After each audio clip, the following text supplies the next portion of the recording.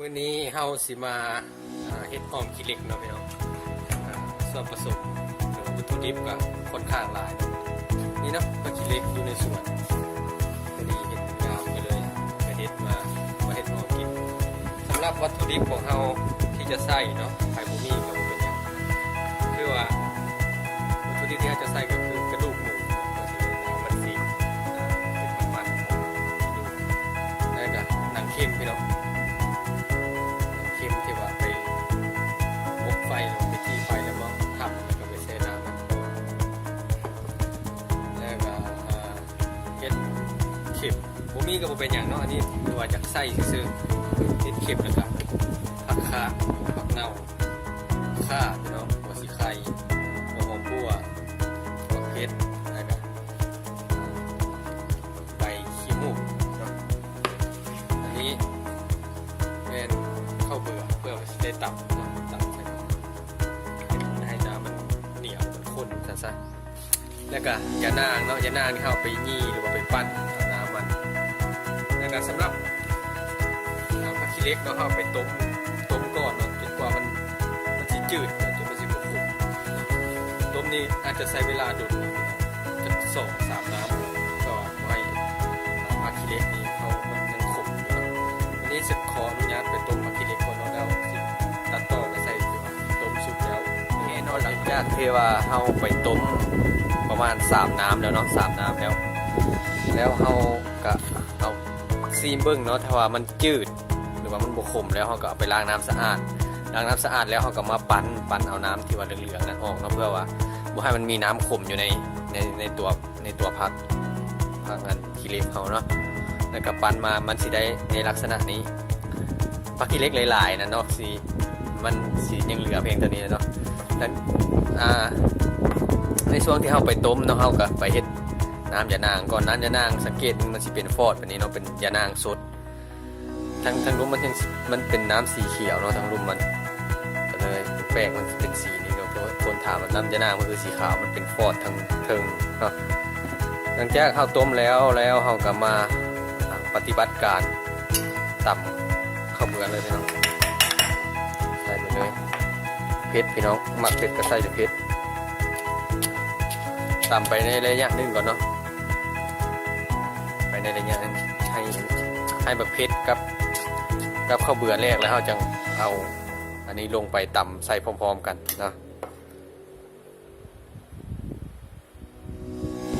ในเมื่อข้าวเบื่อแรกแล้วเนาะจะได้แบบนี้เอานี่ลงไปเลยตามลงไปทำกันกองอย่างสั้นพี่น้องมันสะเทือนการตามลงไปแรกๆแล้วเนาะพี่น้องเนาะ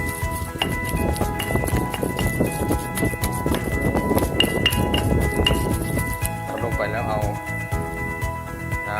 ำยานางไปลงไปเลยเนาะแล้วยังเหลือส่วนหนึ่งไปเอาไปต้มไซโม่เนาะ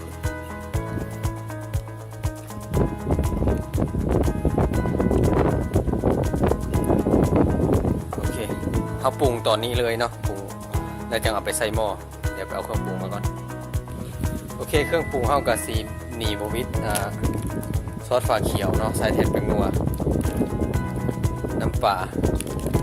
ก็ได้เป็นเสื้อประมาณซ้อนประมาณบ่วงกาแฟ1เอาอันนี้ใส่ลงไปแล้วพี่น้องประมาณบ่วง1น้ำปลาเครื่องบ่วง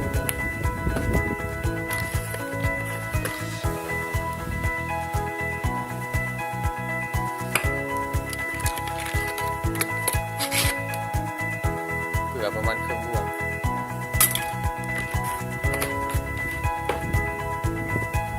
คนให้มันเข้ากันแล้วเอาไปตุ๋นใส่กับไฟเคี่ยวอยู่ว่าน้ำมันเหนียวๆหมดเลยมันเป็นจังแซ่บโอเคเนาะเอาไปใส่หม้อกันเลยโอเคเอาใส่หม้อแล้วเนาะน้ำมันสีเหนียวไปนี้น้ำยานางที่เหลือพี่น้องเทลงไปเลยใส่เอาน้ำหลายๆเนาะเพื่อว่าตุ๋นกระดูกหมูแล้วก็พักเอาให้มันสุก ให้น้ำจะนานี่ชุบไปมันก็แห้งไปหลายเติมเนาะเปิดไฟเลยพี่น้อง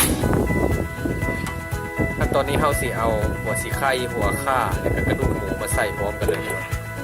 เพื่อว่าน้ำมันสีแห้งไว้ให้กระดูกหมูชุบไปพร้อมๆกัน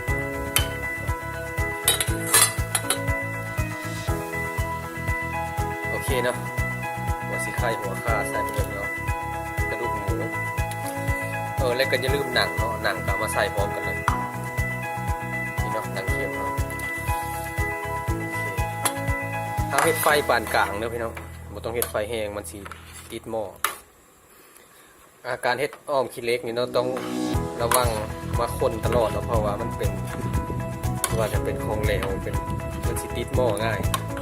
ถ้าว่าน้ำมันเหลวเกินไปเฮาก็สามารถตื่มน้ำได้เนาะตื่มน้ำท่าตื่มน้ำท่าเฮาใช้ไฟปานกลางนี่เนาะไฟแห้งหลายมันสิติดโอเคหลังจากนี้เฮาก็ไปหาเกี๊ยมผักเนาะผักที่ว่าจะมาใส่ปกติมันสิมีผักตู้เนาะแนวมาแต่ว่าบ่มีข้าพเจ้าบ่มีขออภัยนะใส่ปลาคะแทนแต่เกี๊ยมผักเกี๊ยมเห็ดเกี๊ยมตัวเอามาใส่นะเฮาสิเคี่ยวไว้ประมาณ25นาทีพี่น้องมันจะให้ซีนหมูเฮาสุกแล้วก็โอเคแล้วจังค่อยใส่ผักน้ำหลังเนาะขั้นตอนการใส่ผักก็คือว่าเฮ็ดแกงหยังก็สร้างเนาะถ้าให้ใส่ผักช่วงท้ายอีกประมาณ5นาทีเฮาสิปรุงว่าสิผักที่ว่าสุกยากก็ใส่ประมาณอีก10นาทีจังปรุงใส่สุกง่ายก็ประมาณ 2-3 นาทีจังปรุงเช่นผักเน่าตัวผักคานี่ประมาณ5นาทีจังปรุงได้จังใส่น้ำเคี่ยวได้ครบ25นาทีน้ำมันก็สีอ้าวแห้งในตรงในน้อยนึงแล้วก็หลังจากนี้อีก5นาทีเฮาสิปรุงเนาะเฮาเริ่มใส่ผักเลยหัวผักหอมนี่เนาะใบขี้โหดต้องมันสิได้หอมเฮ็ดเข็มพี่เนาะโอเคเนาะสำหรับ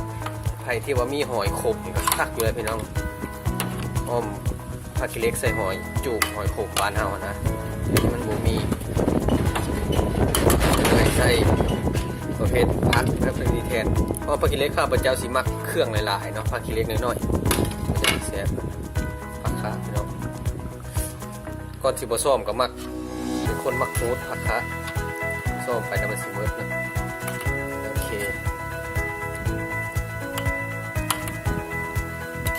อีก5นาทีเฮาปรุง